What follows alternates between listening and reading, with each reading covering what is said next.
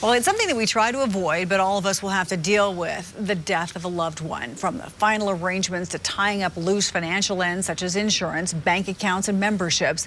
A Bartlesville mom found out just how critical a death certificate can be when she couldn't get one. Problem solver Pete Knutson has her family's story, new at 6.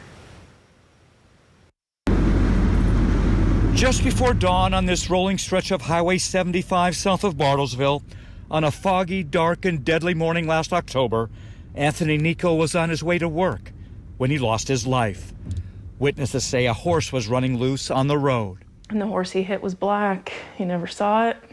He didn't hit his brakes. This is our most recent family picture that we took. Angie, Anthony's wife, shows us the last family portrait they would ever take together, taken almost a year to the day she would lose her husband and her kids would lose their father.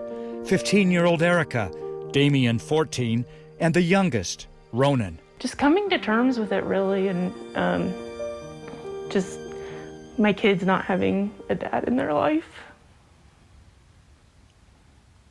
The silence Anthony left behind is deafening. You see, Anthony was there for every part of their lives, at home and school as dad, 1, 2, 3, 4. and on the baseball and softball field and basketball court as coach. Most importantly, though, he lived in their hearts.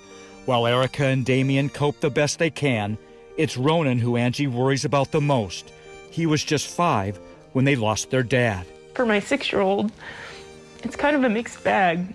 I don't think he feels it as much as the rest of us do, but he also has to miss out on having him in his life.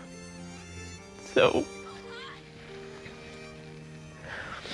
Angie fears Ronan's faint, fragile memories may fade much too soon.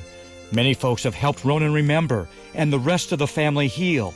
Family and friends, classmates and teammates, moms and dads from those teams Anthony helped coach. but nothing can ever replace your dad.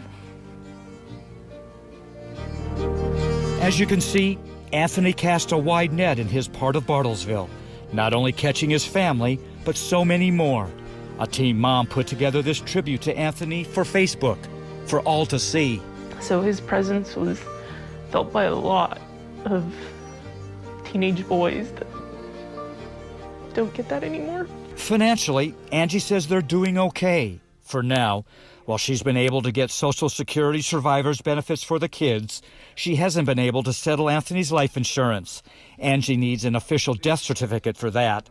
And more than 5 months after Anthony's death, the state medical examiner still hasn't issued one. We're just at the mercy of the medical examiner's office and their timeline, whatever that might be. 5 months and counting, Angie says, is just too long for a family trying to mourn, to heal, to move on. It haunts her, she says, every day and every night. There's always this piece that's hanging over you that is left undone, that you just don't know when you're going to be able to accomplish it. As painful as it is, Angie says she needs to start planning for her family's future, a future without a husband and a father who held their hearts in his hands. Because of the nature of Anthony's accident, Angie says she was prepared for it to take 2 to 4 months to get a death certificate, just as the medical examiner's office told her up front. Finally, Angie contacted her state senator and state rep, and she got in touch with the problem solvers too. We contacted the medical examiner's office right away. We'll tell you what happened tomorrow morning on 2 News Today at 6:30. And here's a hint. It brings a smile to Angie's face and long-awaited relief. Pete Knutson, 2 Works for You Problem Solvers.